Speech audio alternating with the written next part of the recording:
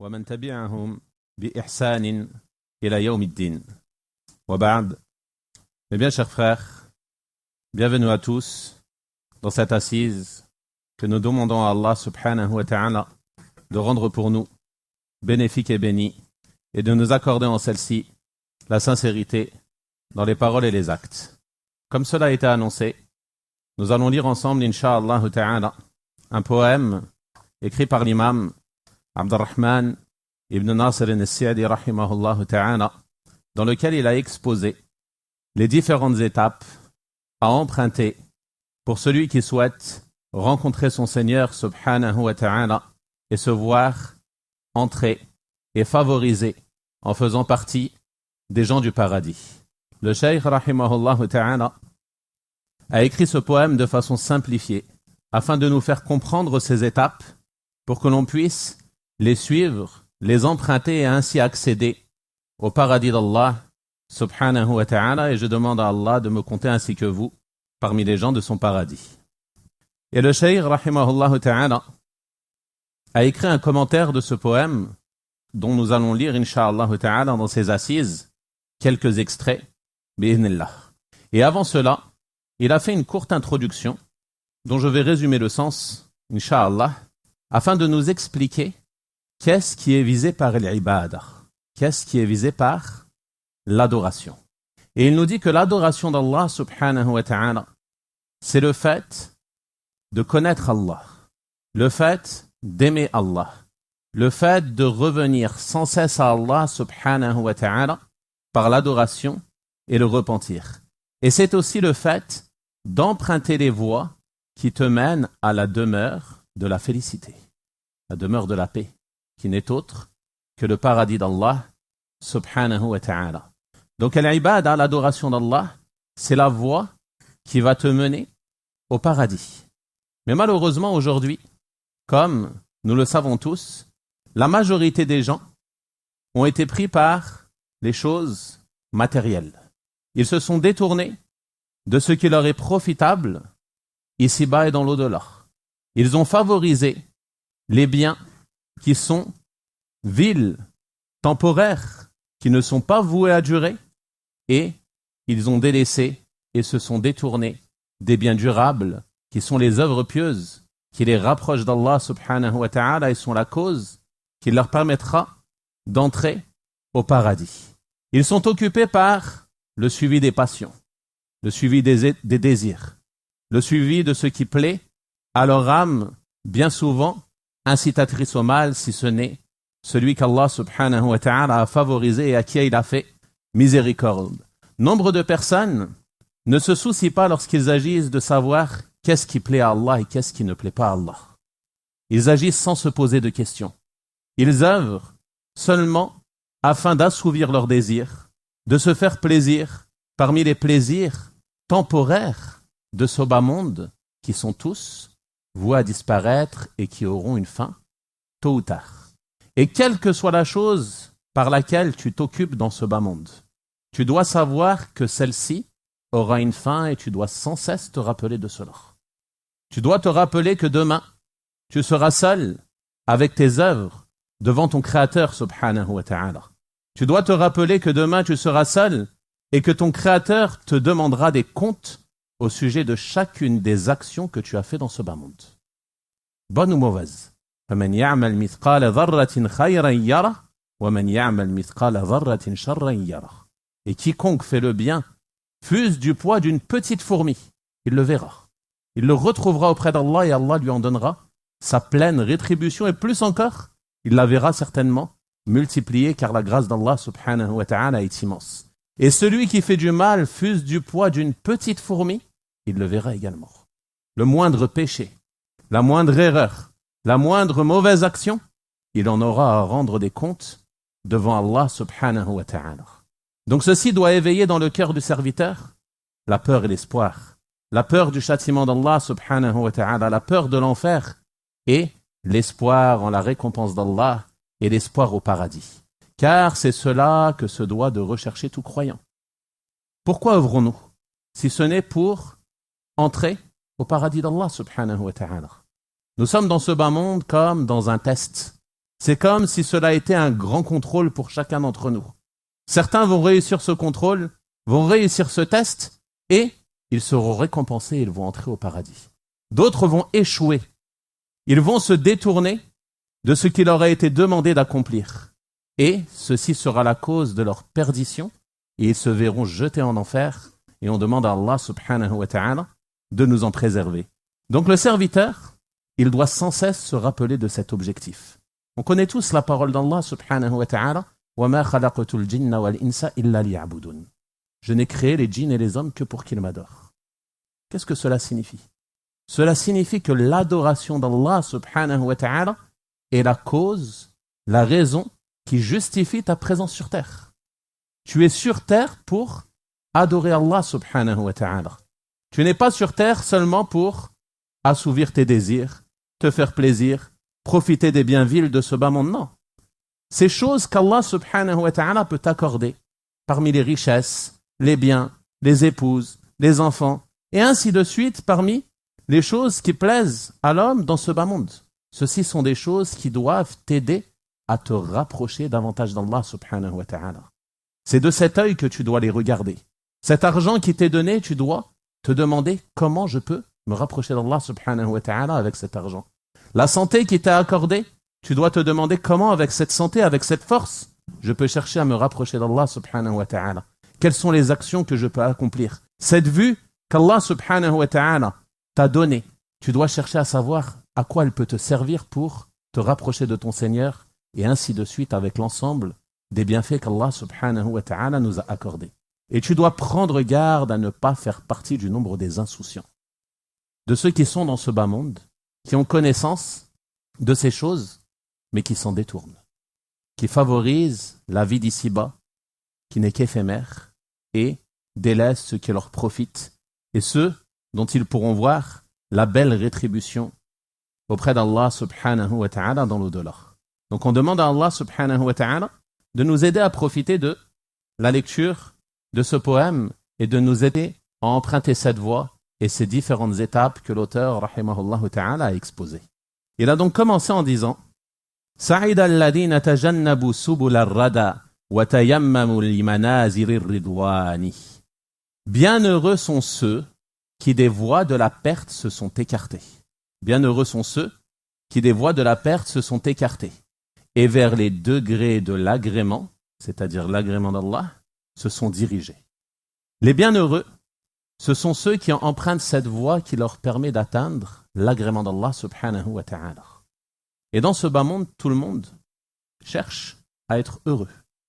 Et certains pensent que le bonheur, il se trouve dans les richesses, dans les plaisirs, dans les désirs de ce bas monde et ainsi de suite. Et généralement, ces gens, pour obtenir ce bonheur qu'ils recherchent, ils vont emprunter différentes voies et faire de grands efforts, parce qu'ils veulent être heureux. Donc, pour être heureux, ils pensent qu'il lui faut une belle voiture. Pour être heureux, ils pensent qu'il lui faut une grande maison, luxueuse. Pour être heureux, ils pensent qu'il lui faut un travail avec un grand salaire, et ainsi de suite. Donc il fait les efforts pour atteindre cet objectif. Peut-être qu'il va faire de longues études pour obtenir un travail qui lui permettra d'avoir un grand salaire. Peut-être qu'il va le travailler des années et économiser pour pouvoir construire sa maison, qu'il pense être une cause de bonheur. Et en réalité, ces choses, elles ne sont qu'éphémères. Même si elles te procurent un certain plaisir, même si elles te procurent un bonheur temporaire, ceci-ci, il a une fin. Et bien souvent, il te procure plus de fatigue, plus de regrets, plus d'ennui qu'autre chose. Et tous ceux qui ont été éprouvés par ce bas monde peuvent en témoigner. Une fois qu'ils sortent de cette insouciance, ils se rendent compte et affirment qu'ils étaient en réalité sur une mauvaise voie. Donc le bonheur, il se trouve où? L'auteur, rahimahullah ta'ala, il nous dit le bonheur, pour être heureux, tu dois t'écarter des voies de la perte et te diriger vers les voies qui vont te permettre d'obtenir l'agrément d'Allah subhanahu wa ta'ala. Et ceci est la base de la voie que tu dois emprunter. C'est sur cela que tu dois te baser. C'est-à-dire, tout ce qui est mauvais, tu t'en écartes, et tout ce qui est bon, tu cherches à l'accomplir et à l'emprunter. Tu t'écartes des voies de la perdition, et tu cherches à emprunter les voies qui te mènent à l'agrément d'Allah subhanahu wa ta'ala. Tu t'écartes des voies du diable, et tu empruntes la voie de l'adoration d'Allah subhanahu wa ta'ala. Tu t'écartes des voies de l'enfer et tu empruntes les voies qui te mèneront aux délices dans le paradis d'Allah subhanahu wa ta'ala. Et également tu délaisses les péchés, les mauvaises actions et tu œuvres afin de multiplier les bonnes œuvres et les bonnes actions. Ceci est la base de la voie que tu dois emprunter si tu souhaites le bonheur ici-bas et dans l'au-delà. Et les voies du mal, desquelles on doit s'écarter, elles sont nombreuses. Parmi elles, il y a à leur tête le polythéisme et la mécréance, qui est la chose principale de laquelle tu dois t'écarter si tu souhaites être heureux ici-bas et dans l'au-delà. Également, parmi les choses mauvaises et les mauvaises voies desquelles il convient de s'écarter, il nous incombe de nous écarter, il y a la voie de l'hypocrisie, puis il y a la voie des innovations, puis la voie des grands péchés, puis la voie des péchés mineurs, et ainsi de suite, parmi les voies qui mènent la personne au malheur, ici-bas et dans l'au-delà. Celui qui s'écarte de toutes ces voies, il ne fait aucun doute que bi'idnillahi ta'ala, il fera partie des bienheureux. Il fera partie de ceux qu'Allah subhanahu wa ta'ala honorera en les faisant entrer au paradis. Et ce qui est demandé aux croyants, c'est d'emprunter la voie qui est une voie unique menant à Allah. Le chemin menant à Allah, il n'est pas multiple, il n'y en a qu'un. Allah subhanahu wa ta'ala dit dans son noble livre wa anna hadha sirati mustaqiman fattabi'u. Ceci est mon chemin qui est droit. Suivez-le. Il nous a indiqué le chemin. Tu veux le paradis, il t'a indiqué le chemin à prendre. Il t'a indiqué quelles sont les actions que tu dois accomplir. Il t'a envoyé un prophète, alayhi salatu wassalam, pour t'expliquer cette religion, afin que tu puisses emprunter ce chemin qui te mènera à Allah subhanahu wa ta'ala. Ensuite, il dit subhanahu wa ta'ala وَلَا تَتَّبِعُوا السُّبُلَ فَتَفَرَّقَ بِكُمْ عَنْ سَبِيلِهِ. Et ne suivez pas les sentiers qui vous écarteront de cette voie. Ne suivez pas les sentiers qui vous écarteront de la voie et du chemin droit d'Allah subhanahu wa ta'ala. Allah subhanahu wa ta'ala a clarifié son chemin. Tu n'as plus qu'à le suivre pour obtenir la réussite et le succès. Et écarte-toi de toutes les voies, quelles qu'elles soient, qui s'opposent au chemin droit d'Allah subhanahu wa ta'ala. Car si tu empruntes ces voies, alors tu risques de t'égarer. Si on te dit que le chemin que tu dois prendre pour te rendre dans un endroit est d'avancer sur cette route qui est droite, et que toi tu ne suis pas les directives, mais que tu tournes à la première à droite ou à la première à gauche, ou que tu te mets à zigzaguer, est-ce que tu vas arriver à bon port? Est-ce que tu vas arriver à destination? La réponse, bien évidemment, est non. Si tu souhaites atteindre bon port, si tu souhaites atteindre ta destination, tu dois rester sur ce chemin. Suivre les directives qui t'ont été données durant ce voyage. Car la vie d'ici-bas, c'est comme un voyage qui est très court. Tu es là seulement pour prendre tes provisions pour l'au-delà. Donc fais des efforts pour rester ferme et droit sur ce chemin qu'Allah subhanahu wa ta'ala a tracé pour atteindre son paradis et être préservé des voies de l'enfer. Le prophète sallallahu alayhi wa sallam a un jour tracé un trait droit sur le sol. Et il a dit, ceci est la voie d'Allah. Ceci est la voie d'Allah. C'est-à-dire, ceci est le chemin droit qui mène à Allah subhanahu wa ta'ala. Ensuite, il a tracé à sa droite et à sa gauche des traits obliques. Il a tracé ce trait droit et à sa droite et à sa gauche des traits obliques. Et il a dit, وَهَذِهِ السُّبُلُ. Ceux-ci sont les sentiers. C'est-à-dire les sentiers qui écartent de la voie d'Allah subhanahu wa ta'ala. Et il a dit à chacun d'entre eux, il y a un diable qui appelle. À chacun de ces sentiers, tu vas trouver un diable qui appelle. Des démons parmi les djinns et les hommes qui appellent au shirk, au polythéisme. D'autres qui appellent à la mécréance, à l'athéisme. D'autres qui appellent à l'innovation, au suivi des passions, aux égarements, et ainsi de suite. Chaque sentier, tu vas trouver un diable qui appelle. Donc tu vois que ce chemin est parsemé d'embûches. Tu as besoin d'armes pour pouvoir faire face à toutes ces embûches. Et la plus grande arme est la connaissance, qui va t'aider à rester ferme sur ce chemin, comme l'a dit notre frère Abu Abdillah hafidahullah ta'ala dans la conférence avant la prière. Donc le prophète sallallahu alayhi wa sallam, il a tracé ce trait, puis ces traits à sa droite et à sa gauche. Puis ensuite, il a dit, ceux-ci sont les sentiers, à chaque sentier il y a un diable qui appelle, puis il a récité le verset que l'on a mentionné. Wa anna hadha sirati mustaqiman fattabi'u wa la tattabi'u as-subul fatafarraqa bikum an sabili. Ceci est mon chemin qui est droit, suivez-le et ne suivez pas les sentiers qui vous écarteront de sa voie. Les sentiers qui vous écarteront du chemin droit d'Allah subhanahu wa ta'ala. Donc tu as besoin de connaître ce chemin qui est droit. Quel est-il? Et tu as besoin de l'aide d'Allah pour pouvoir emprunter ce chemin. Et médite sur ce verset que tu récites dans chacune de tes prières, dans chaque unité. 17 fois par jour au minimum, si tu accomplis tes 5 prières obligatoires. Ihdina as-sirat al-mustaqim. Guide-nous sur le droit chemin. Guide-nous vers ce droit chemin, afin que l'on connaisse quel est le chemin emprunté, et guide-nous ensuite sur ce droit chemin, afin que l'on réussisse à rester sur ce chemin, et que l'on ne suive pas les démons qui appellent aux différents sentiers. Ça, c'est une invocation lorsque tu récites dans tes prières. Tu invoques Allah afin qu'il te guide sur ce chemin et qu'il te raffermisse sur celui-ci afin que tu ne t'égares pas. Le Cheikh As-Sa'di, rahimahullah ta'ala, dit dans le tafsir de Surat Al-Fatiha que cette invocation fait partie des invocations les plus globales et les plus profitables pour le serviteur. Et c'est pour cela qu'Allah subhanahu wa ta'ala a légiféré pour nous de la faire dans chaque unité de nos prières. Car si tu n'as pas l'aide d'Allah subhanahu wa ta'ala, tu ne pourras jamais emprunter ce chemin. Si tu arrives à l'emprunter et que tu n'as pas l'aide d'Allah subhanahu wa ta'ala, tu ne pourras pas rester ferme sur ce chemin. Tu vas faire face à tous ces démons qui appellent afin d'égarer de ces sentiers. Donc, ceci va demander de toi des efforts qui ne pourront être utiles que si Allah subhanahu wa ta'ala te favorise et t'aide en cela. Cheikh Ibn Baz, rahimahullah ta'ala, a dit au sujet du hadith que l'on a mentionné concernant le trait que le prophète sallallahu alayhi wa sallam a tracé.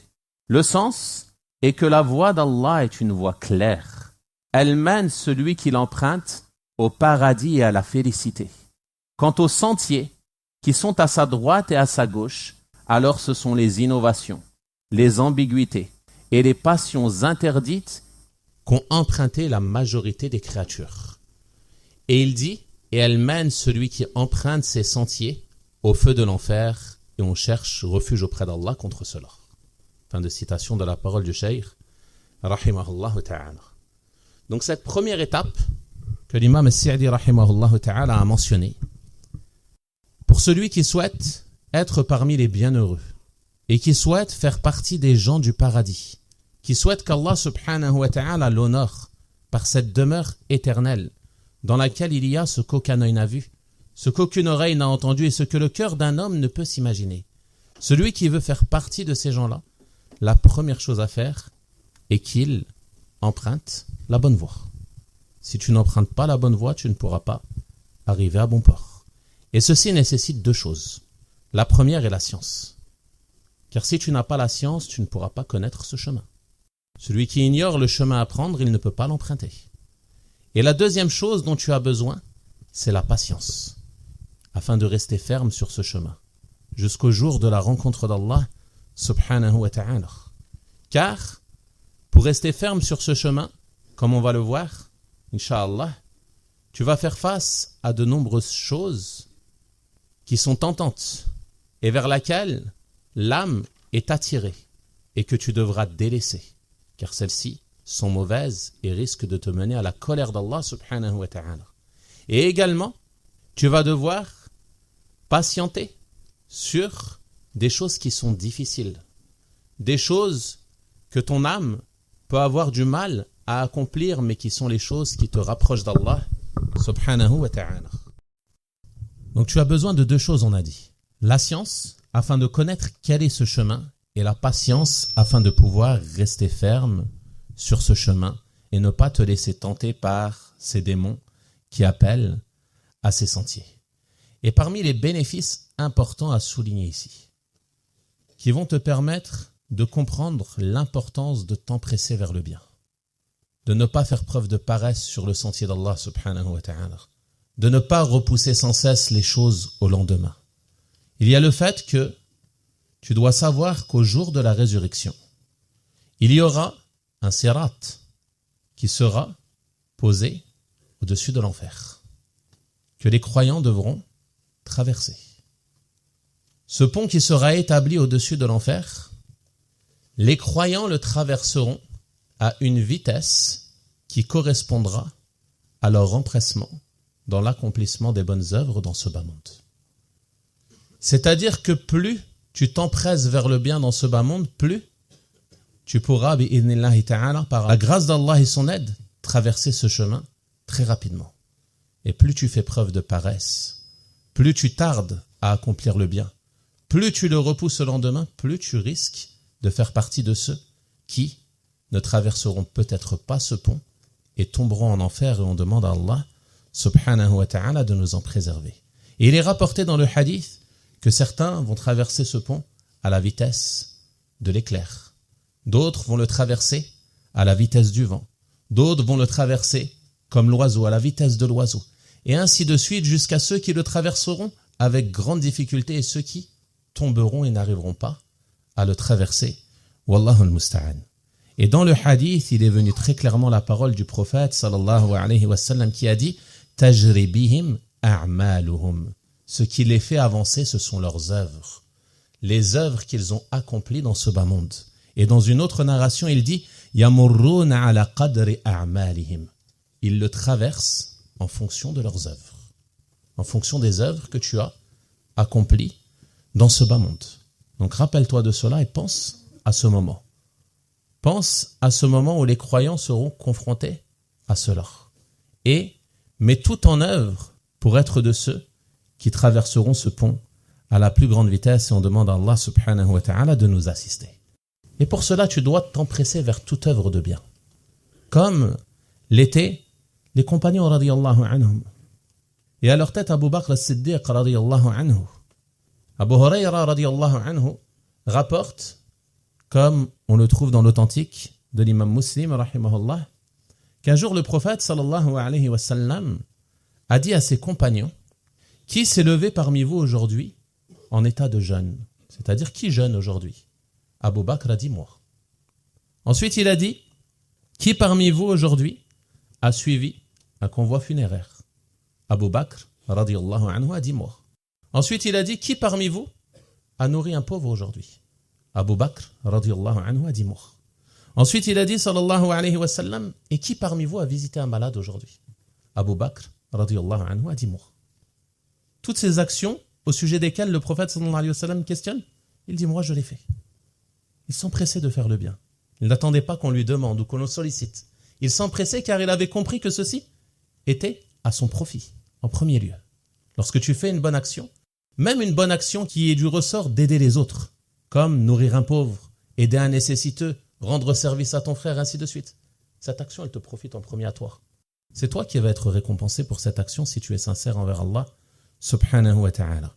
Donc après cela, le prophète sallallahu alayhi wa sallam a dit au sujet de ces 4 actions au sujet desquelles il a questionné, elles ne se réunissent pas en une personne sans qu'il n'entre au paradis.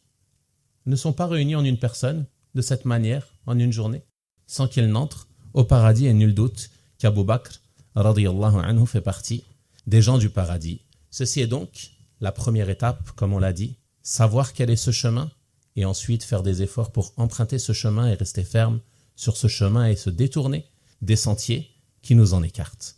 Ensuite, il dit rahimahullah: فَهُمُ الَّذِينَ أَخْلَصُوا فِي مَشْيِهِمْ مُتَشَرِّعٍ بِشِرْعَةِ الْإِيمَانِ.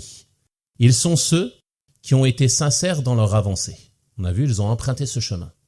Et dans leur avancée sur ce chemin, ils sont sincères. Ils vouent le culte exclusivement à Allah subhanahu wa ta'ala. Ils ne recherchent que la satisfaction et l'agrément d'Allah.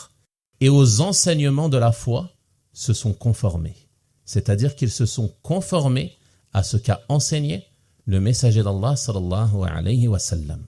Le cheikh rahimahullah ta'ala nous dit dans le commentaire: ces 2 règles qui sont al-ikhlas et al-mutaba'a sont les 2 conditions d'acceptation de toute adoration apparente ou cachée.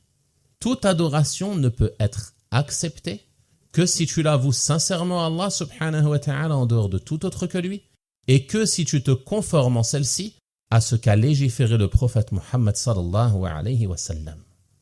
Et ça, cela fait partie des caractéristiques les plus importantes des bienheureux, ceux qui seront honorés en entrant au paradis d'Allah subhanahu wa ta'ala.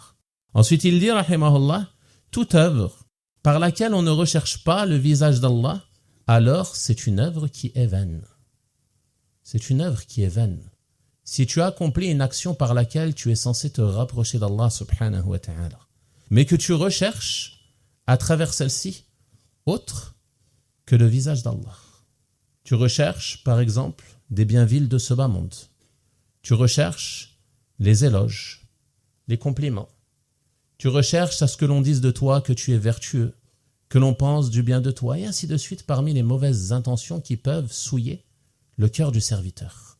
Tout ceci sera une cause pour que ton œuvre soit vaine et rejetée. Donc lorsque tu accomplis une adoration, tu dois veiller à l'ikhlas, qui signifie la purification du cœur de tout désir, de tout souhait d'autre qu'Allah subhanahu wa ta'ala. C'est-à-dire que dans ton cœur, tu n'as que cela. Je veux l'agrément d'Allah. Tu ne te soucies pas du regard des gens, de ce qu'ils pensent de toi, de ce qu'ils vont dire de toi. Tu recherches seulement l'agrément d'Allah subhanahu wa ta'ala, à te rapprocher de lui, et tu espères sa récompense et son paradis. Et ne pense pas que c'est une chose facile. Beaucoup de personnes pensent qu'être sincère, c'est une chose facile.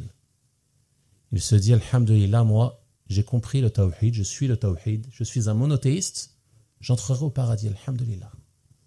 Et ça, c'est un piège du diable. Ne pense pas que le tawhid est une chose simple.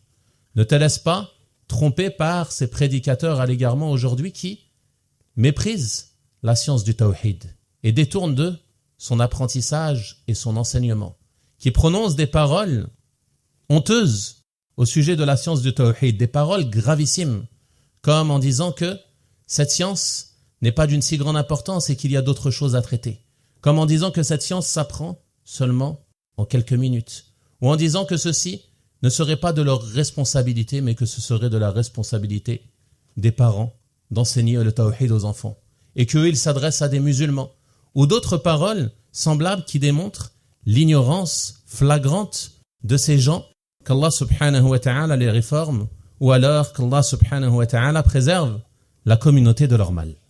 Donc ceci n'est pas une chose simple. Le shirk, le polythéisme, c'est une chose qui est subtile. Il est plus subtil qu'une fourmi noire qui marche sur une pierre noire dans l'obscurité de la nuit. Il est encore plus difficile à cerner. Et c'est pour cela que certains parmi nos pieux prédécesseurs, rahimahumullah ta'ala, ils disaient « Je n'ai pas combattu mon âme comme je l'ai combattue pour être sincère. » Il n'a pas combattu son âme comme il l'a combattue pour être sincère. C'est ceci la chose la plus dure à accomplir. Se lever pour prier, c'est une chose que chacun d'entre nous peut accomplir avec aisance. Mais faire cette prière exclusivement pour Allah, ça c'est une chose plus difficile. Donc ça demande des efforts de notre part. Et d'autres ont dit, rahimahumullah ta'ala, le fait de purifier l'intention de toute corruption est plus dur pour ceux qui œuvrent que de longs efforts. C'est plus dur que de longs efforts. Il se peut que l'un d'entre eux arrive à prier toute une nuit, du début à sa fin, à faire de longues stations debout à réciter le Coran, à faire de longues prosternations, à faire de longues inclinations, mais il n'arrive pas à purifier son intention. C'est facile d'accomplir les actes, mais ce qui est plus dur, c'est de purifier les intentions de ces actes, de se demander pourquoi j'agis. Qu'est-ce qui m'a motivé à faire cela? Qu'est-ce qui m'a motivé à prier? Qu'est-ce qui m'a motivé à donner cette aumône? Qu'est-ce qui m'a motivé à jeûner en ce jour, à visiter ce malade, à nourrir ce nécessiteux, à venir dans cette assise de science, et ainsi de suite. Tu te poses ces questions afin de profiter de tes actions et ne pas en perdre le bénéfice. Et l'imam Ahmed, rahimahullah ta'ala, disait « L'affaire de l'intention est une affaire difficile. » L'imam Ahmed, rahimahullah ta'ala, l'imam des gens de la sunnah, un des 4 grands imams de l'islam pris pour référence parmi les musulmans. Il nous dit l'affaire de l'intention est une chose difficile, alors que dire de nous? Wallah al-musta'an. Et parmi les choses qui souillent le cœur du serviteur, il y a différentes mauvaises intentions comme l'ostentation, comme le fait de chercher les compliments, les éloges des gens. Il y a également la vanité, le fait de t'infatuer de tes actions, de te vanter de ces œuvres que tu fais pour te rapprocher d'Allah subhanahu wa ta'ala. Tout ceci ne fait pas partie des caractéristiques des bienheureux et cela s'oppose à l'ikhlas, la sincérité qui est attendue du croyant. Donc tu dois faire des efforts pour emprunter le chemin qui te mène à Allah, multiplier les œuvres de bien, multiplier les bonnes actions, mais tu dois surtout faire des efforts pour ne pas te soucier du regard des gens, Ne pas te soucier des éloges ou des paroles que l'on pourrait dire sur toi. Ne pas te soucier de tout ce qui s'oppose à la recherche de la satisfaction de ton Seigneur, subhanahu wa ta'ala. Et tu dois être véridique envers Allah. Détourner ton cœur des pensées et des paroles des gens. Détourner ton cœur du regard des gens. Et ne te soucier que du regard d'Allah subhanahu wa ta'ala sur toi et sur ce qui se trouve dans ta poitrine. Car rien n'échappe à Allah subhanahu wa ta'ala. Nul ne peut savoir l'intention d'une personne lorsqu'il la voit. Nul parmi nous ne peut savoir aujourd'hui, parmi ceux assis dans cette assise, qui est celui qui est sincère et qui est celui qui recherche les éloges et les compliments des gens. Mais Allah subhanahu wa ta'ala, il le sait. Il sait ce que renferment les poitrines. Rien ne lui échappe. Tu peux cacher cela à tes amis, tu peux cacher cela à ta famille, tu peux cacher cela aux gens autour de toi, mais Allah, tu ne peux pas lui cacher. Il sait ton intention et il te rétribuera en fonction de cela. Et vous connaissez certainement ce hadith de ces 3 personnes qui seront les premières à être jugées au jour de la résurrection. Un savant, un mujahid, quelqu'un qui luttait sur le sentier d'Allah, et un mutasaddiq, quelqu'un qui faisait beaucoup d'aumônes. On fera venir celui qui a lutté sur le sentier d'Allah subhanahu wa ta'ala et qui est tombé sur ce sentier, qui a perdu la vie sur ce sentier. Et on lui fera reconnaître l'ensemble des bienfaits qui lui ont été accordés. Et il les reconnaîtra. Il reconnaîtra tous les bienfaits qu'Allah lui a accordés. Ensuite, on lui dira, et qu'en as-tu fait? Il dira, j'ai combattu sur ton sentier, ô Allah, jusqu'à tomber en martyr. Il lui sera alors dit, tu mens. Mais tu as combattu pour qu'on dise de toi que tu es courageux. Et ceci a été dit. La rétribution que tu voulais, tu l'as obtenue.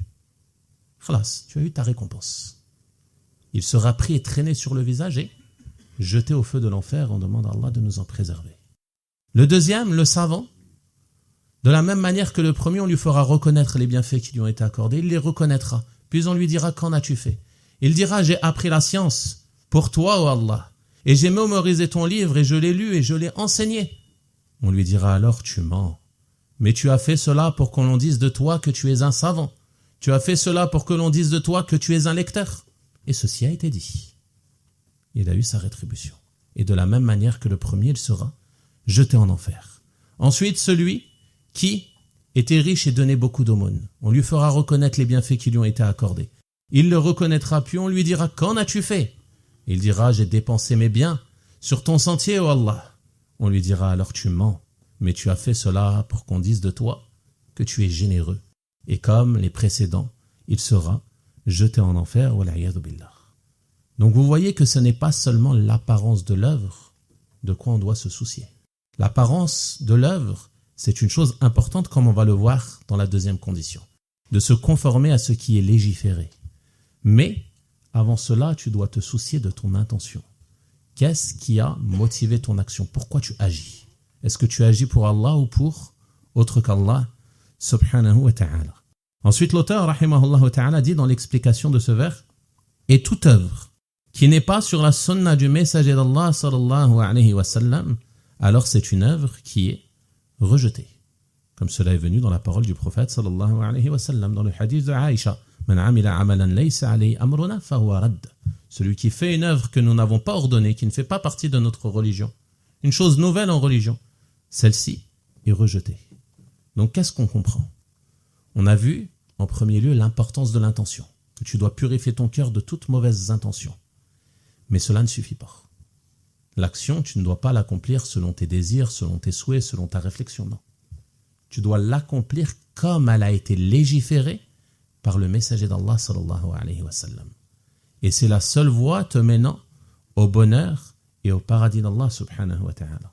Mais si tu empruntes un autre chemin, que tu accomplis des œuvres qui ne sont pas légiférées, des choses nouvelles en religion parmi les innovations, sous prétexte que tu as trouvé que ce sont des choses bonnes, que tu ne vois pas de mal en cela, comme le disent ceux qui se font tromper par la pratique de certaines innovations. Alors ceux-ci, ils doivent savoir qu'ils ne récoltent de leurs œuvres que la fatigue ici-bas et les regrets dans l'au-delà, car ils encourent la colère d'Allah subhanahu wa ta'ala pour avoir œuvré en religion par ce qu'il n'a pas légiféré. Donc on comprend de cela une chose. Lorsqu'on sait qu'il y a deux conditions d'acceptation de l'œuvre, la sincérité et la conformité à la sunna, on comprend que celui qui est tombé dans l'innovation, il se peut qu'il soit sincère. Il se peut qu'il recherche à se rapprocher d'Allah. Il ne veut que le bien par son œuvre. Malgré cela, il est en perdition. Malgré sa sincérité envers Allah, son désir de faire le bien, il est en perdition. Pourquoi ? Car il ne s'est pas soumis à la législation. Il n'a pas œuvré selon ce qu'Allah subhanahu wa ta'ala a légiféré. Et on rapporte un récit très profitable à ce sujet. Le récit de Saïd ibn al-Musayyab, rahimahullah ta'ala, un des imams parmi les imams des pieux prédécesseurs.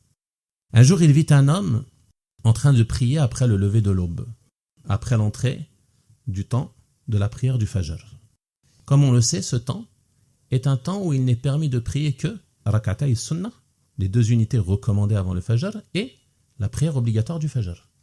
Mais ce n'est pas un temps où on peut prier des prières surrogatoires autant qu'on veut. On prie seulement ces prières-là. Et cet homme, il enchaînait les prières. Il faisait 2 unités, puis 2 unités, puis 2 unités. Et Saïd, rahimahullah ta'ala, il lui a interdit cela. Il lui a dit de délaisser cela. Alors cet homme posa une question très pertinente. Et il dit, « Ya Aba Muhammad », la kunya de Saïd ibn al-Musayyab. « Oh Aba Muhammad, est-ce qu'Allah va me châtier pour une prière ?» Il est en train de prier. Il ne comprend pas pourquoi il lui interdit de prier. Est-ce qu'Allah va me châtier pour une prière ? Et Saïd, rahimahullah ta'ala, lui répondit, non, mais il va te châtier pour ton opposition à la sunnah. Car tu fais une chose qui est interdite, qui n'est pas légiférée. Donc il va te châtier pour ton opposition à la sunnah. Et ce récit a été authentifié par l'imam al-Albani, rahimahullah ta'ala. Et il dit en commentaire de celui-ci que cette parole de Saïd, rahimahullah ta'ala, c'est une arme puissante contre les innovateurs. C'est une arme puissante contre les innovateurs qui jugent bonnes leurs innovations sous prétexte que c'est du dhikr, du rappel d'Allah, de la prière ou autre que cela. Et lorsque les gens de la sunna leur interdisent l'innovation, ils disent, ils nous blâment parce que nous faisons du rappel d'Allah. Ils nous blâment parce que nous faisons des prières. Ils nous blâment parce que, comme certains vont certainement l'organiser en cette nuit, comme cela a lieu chaque année malheureusement, des personnes, même certaines s'affiliant à la sunna, qui vont organiser des veillées nocturnes, à prier la nuit, pendant que les polythéistes font leurs festivités. Et ceci est une innovation. Et ils vont dire, mais ils nous blâment parce qu'on prie la nuit ? Non. On vous blâme parce que vous avez spécifié cette nuit-là pour prier. Cette nuit qu'Allah subhanahu wa ta'ala n'a pas spécifiée par la prière. Celui qui a l'habitude de prier la nuit, qu'il prie comme il le fait habituellement. Mais il ne spécifie pas cette nuit par une prière particulière. Et encore moins par des veillées en groupe pour lesquelles il se rassemble dans les mosquées. Wallahu al-musta'an. Donc Cheikh al-Albani, rahimahullah, il dit, au sujet de ces gens qui disent, vous nous blâmez pour le rappel et pour la prière, il dit, en réalité, nous vous blâmons pour votre opposition à la sunna dans l'accomplissement de ce dhikr et dans l'accomplissement de cette prière. Parmi les récits, également qu'il nous montre l'importance de se cramponner à la sunna et de veiller à n'agir qu'en conformité avec ce que le messager d'Allah sallallahu alayhi wa sallam a légiféré. Il y a ce récit rapporté au sujet de l'imam Malik rahimahullah. Un homme est venu à lui et lui a dit « Ya Aba Abdillah, à partir d'où dois-je me mettre en état de sacralisation, c'est-à-dire pour le pèlerinage ou pour la Umrah ?» Alors l'imam Malik rahimahullah ta'ala lui dit « Min Dhil Hulayfa » qui est le miqat des gens de Médine. Là où le messager d'Allah sallallahu alayhi wa sallam s'est mis en état de sacralisation. L'homme lui dit, je veux me mettre en état de sacralisation à partir de la mosquée. Imam Malik rahimahullah ta'ala lui dit, ne le fais pas, inni akhsha alayka al-fitna. Je crains pour toi une fitna, une tentation. Alors l'homme lui dit, et quelle fitna y a-t-il en cela? Quel mal y a-t-il en cela? Quel est le problème? Ce ne sont que quelques kilomètres que je vais ajouter. Quel est le mal en cela? Alors l'imam Malik rahimahullah ta'ala lui a dit, et quelle fitna est plus gravissime que le fait que tu penses que tu as devancé le messager d'Allah sallallahu alayhi wa sallam sur une chose méritoire. Le prophète sallallahu alayhi wa sallam, il ne s'est pas mis en état de sacralisation dans cette mosquée. Il s'est mis à un endroit précis. Et lui, il pense le devancer et aller plus loin que le prophète sallallahu alayhi wa sallam dans le bien. Et ceci suffit comme mal. Et il lui dit ensuite, Inni sami'tu Allah yaqul, j'ai entendu Allah dire, فَلْيَحْذَرِ الَّذِينَ يُخَالِفُونَ عَنْ أَمْرِهِ أَنْ تُصِيبَهُمْ فِتْنَةٌ أَوْ يُصِيبَهُمْ عَذَابٌ أَلِيمٌ. Que prennent garde ceux qui s'opposent à son ordre, à l'ordre du messager d'Allah sallallahu alayhi wa sallam, qu'ils ne soient pas atteints d'une fitna, d'une tentation, d'un trouble, ou que ne les atteigne un châtiment douloureux. L'imam Ahmed rahimahullah ta'ala a dit, sais-tu ce qu'est la fitna au sujet de ce verset? La fitna dont sont menacés ceux qui s'opposent à l'ordre du messager sallallahu alayhi wa sallam. Il dit la fitna c'est le shirk, c'est le polythéisme. Pourquoi? Il dit rahimahullah, car s'ils rejettent une part des paroles du messager d'Allah sallallahu alayhi wa sallam, s'introduira dans son cœur une part d'égarement et il courira à sa perte. Et c'est pour cela que les savants ont dit que l'innovation est la voie menant à la mécréance. L'innovation est la voie menant à la mécréance. Car celui qui innove, il pense faire mieux que le messager d'Allah sallallahu alayhi wa sallam. Donc, il a une part d'égarement dans son cœur et il risque de s'égarer. On demande à Allah subhanahu wa ta'ala de nous en préserver. Ensuite, l'auteur rahimahullah ta'ala a dit, toujours dans le commentaire de ce vers, toujours concernant ces deux conditions immenses, donc s'ils sont réunis dans l'œuvre, la sincérité pour l'être adoré, c'est-à-dire la sincérité pour Allah subhanahu wa ta'ala, et qui est le fait de ne vouloir par cette œuvre que le visage d'Allah subhanahu wa ta'ala seul, la première condition, ainsi que la conformité à la sunna du messager d'Allah sallallahu alayhi wa sallam, qui consiste à agir de la même manière que le prophète sallallahu alayhi wa sallam l'a ordonné, alors ceci est l'œuvre qui est acceptée. Ceci est l'œuvre qui est acceptée, sincère pour Allah et conforme à ce qu'a légiféré le messager d'Allah sallallahu alayhi wa sallam. Et ici, il est important de souligner une autre condition mentionnée par les gens de science, et que celui qui accomplit cette œuvre, il l'accomplisse en étant croyant, en étant sur la foi, sur la croyance authentique. Car Allah subhanahu wa ta'ala a dit dans son noble livre, فَمَنْ يَعْمَلْ مِنَ الصَّالِحَاتِ وَهُوَ مُؤْمِنٌ فَلَا كُفْرَانَ لِسَعْيِهِ وَإِنَّا لَهُ كَاتِبُونَ. Celui qui fait des œuvres pieuses, sincères pour Allah, conformes à la sunna du messager d'Allah, sallallahu alayhi wa sallam, tout en étant croyant. Alors ceux-là, leurs efforts ne seront pas délaissés et ne leur inscriront certes la récompense de leurs actions, selon le sens rapproché du verset. Et pourquoi c'est important de mentionner cela? Parce qu'il y a des gens qui peuvent commettre des actes de polythéisme majeur, être sur des choses qui font sortir la personne de l'islam.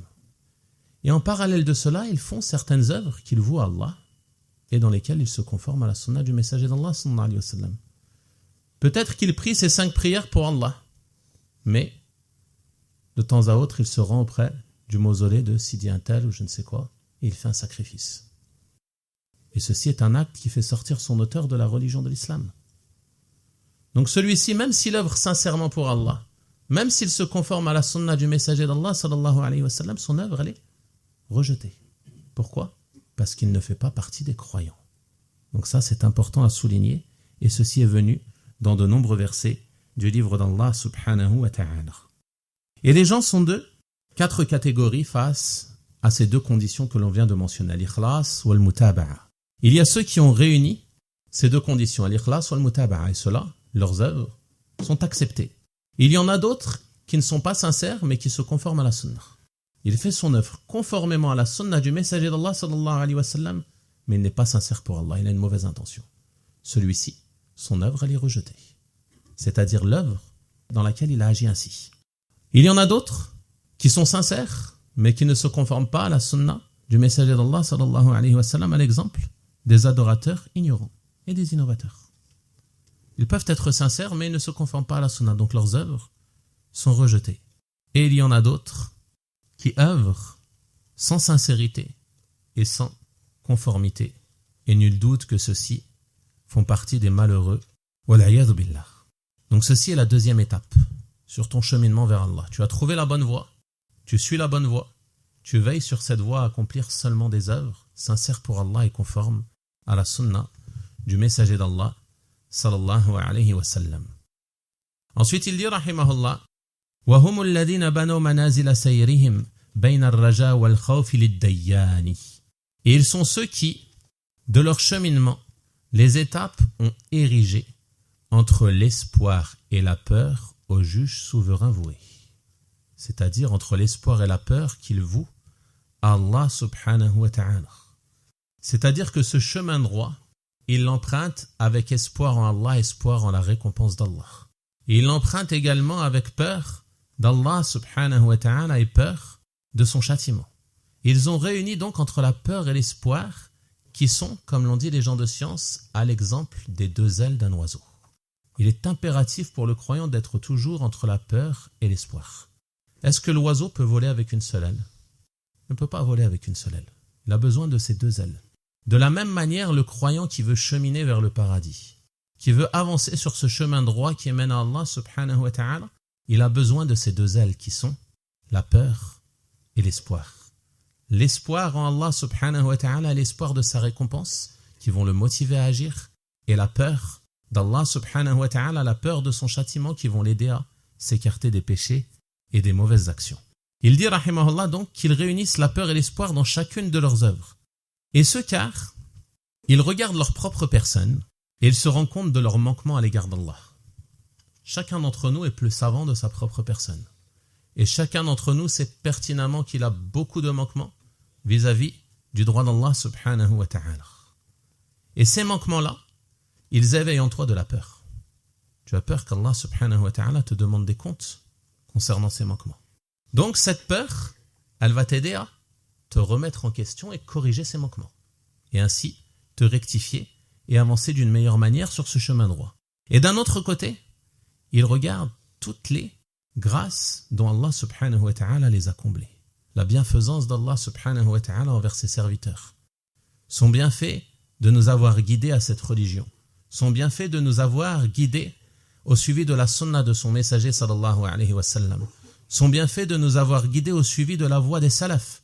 Rahimahumullah ta'ala. Tout ceci fait partie des plus grands bienfaits que le serviteur peut se voir accorder dans ce bas monde. Et il n'y a pas de bienfait équivalent. Il n'y a pas de bienfait équivalent car c'est la voie qui te mènera au paradis. Donc cela, tous ces bienfaits, le fait de les observer et de méditer sur cela, cela te fait espérer la récompense d'Allah subhanahu wa ta'ala.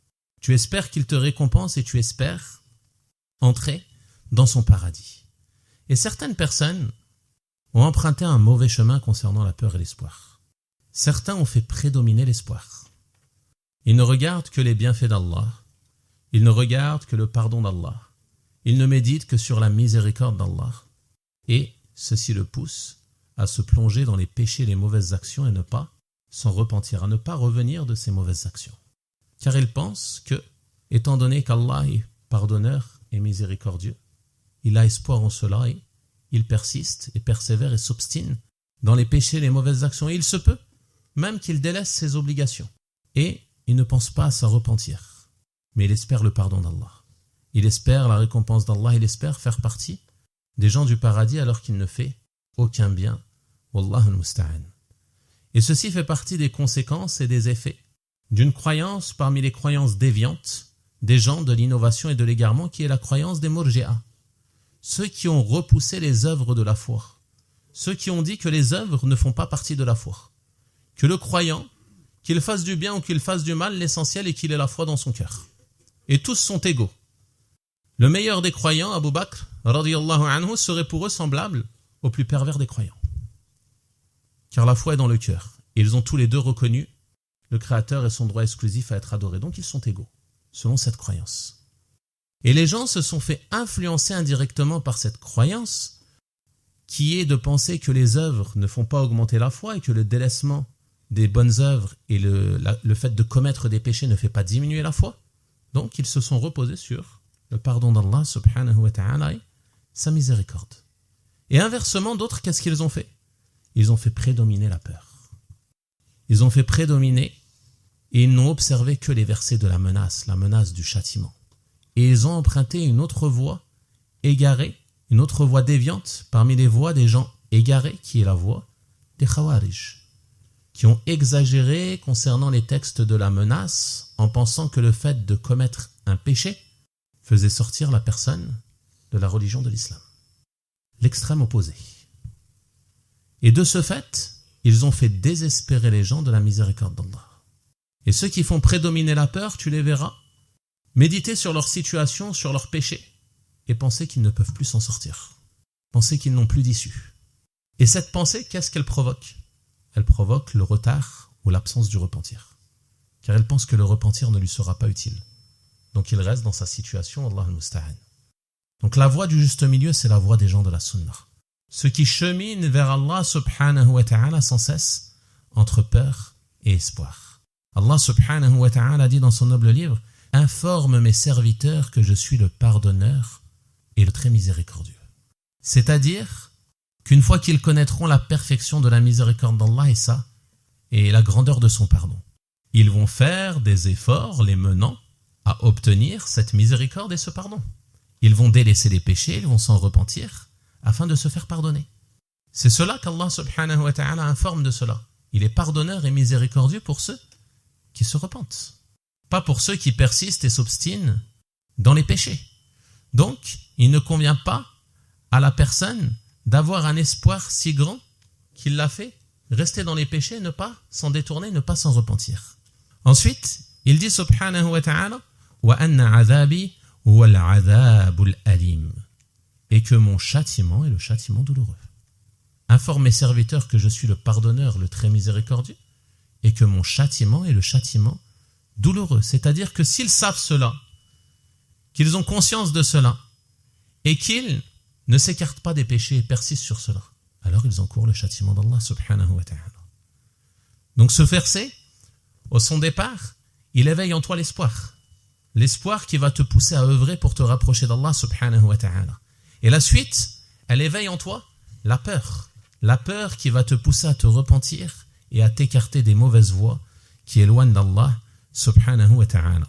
Ibn Hajar, rahimahullah ta'ala, a dit, ce qui est visé par l'espoir, c'est que celui qui a des manquements, il a une bonne opinion d'Allah subhanahu wa ta'ala et il espère qu'Allah subhanahu wa ta'ala lui pardonnera son péché, c'est-à-dire après s'être repenti, après avoir imploré son pardon.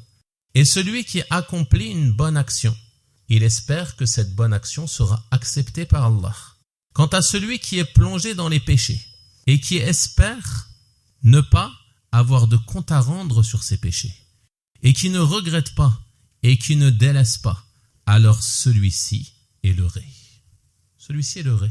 Son espoir, ce n'est pas un espoir véridique, ce n'est pas un espoir juste, ce n'est pas un espoir correct. De rester dans les péchés et de dire « Allah va me pardonner ». Non. Si tu veux le pardon d'Allah, repens-toi. Implore le pardon d'Allah, délaisse ce péché, regrette ce péché et la ferme volonté de ne plus le commettre et Allah subhanahu wa ta'ala va te pardonner. Mais si tu persistes sur cela, que tu ne fais aucun effort et que tu ne te soucies pas de la gravité de ces péchés et de la grandeur de celui à qui tu désobéis, alors tu risques d'encourir la colère d'Allah subhanahu wa ta'ala et son châtiment douloureux. Ensuite il dit, rahimahullah, et comme est belle la parole de celui qui a dit, il fait partie des signes du bonheur que tu obéisses et que tu as peur que ceci ne soit pas accepté. Tu obéis à Allah, mais tu as peur qu'il n'accepte pas ton acte d'obéissance. Et il fait partie des signes du malheur que tu désobéisses, tu commets des péchés et tu espères obtenir le salut. Le premier, il œuvre pour se rapprocher d'Allah, mais il a peur. Il a peur que son acte ne soit pas accepté par Allah. Il a peur d'avoir eu des manquements dans cet acte. Ça, c'est un signe du bonheur. Celui qui ressent cela dans son cœur, qui lorsqu'il prie se pose des questions sur l'acceptation de sa prière. Lorsqu'il donne une aumône, il se demande des comptes et cherche à savoir si Allah a accepté cette aumône. Ceci est un signe du bonheur. Car il se demande des comptes, il remet en question ses intentions. Donc il est sur le bien, incha'Allah ta'ala. Et il fait partie des signes du malheur que la personne fasse des péchés et elle pense qu'elle va obtenir le salut. N'a pas peur de l'enfer, n'a pas peur de la colère d'Allah, n'a pas peur du châtiment d'Allah, subhanahu wa ta'ala. À quelle heure est l'adhan? 15h15. 15h. 15h pile. Taïeb, on va s'arrêter là pour ceux qui ont besoin de faire les ablutions, incha'Allah. Et Le prochain cours est à 16h, c'est ça? À 16h, Inch'Allah, on reprend. Bi'idhnillahi ta'ala. Barakallahu fikum. Wa subhanakallahumma wa bihamdik. Ashhadu an la ilaha illa ant. Astaghfiruka wa atubu ilayk.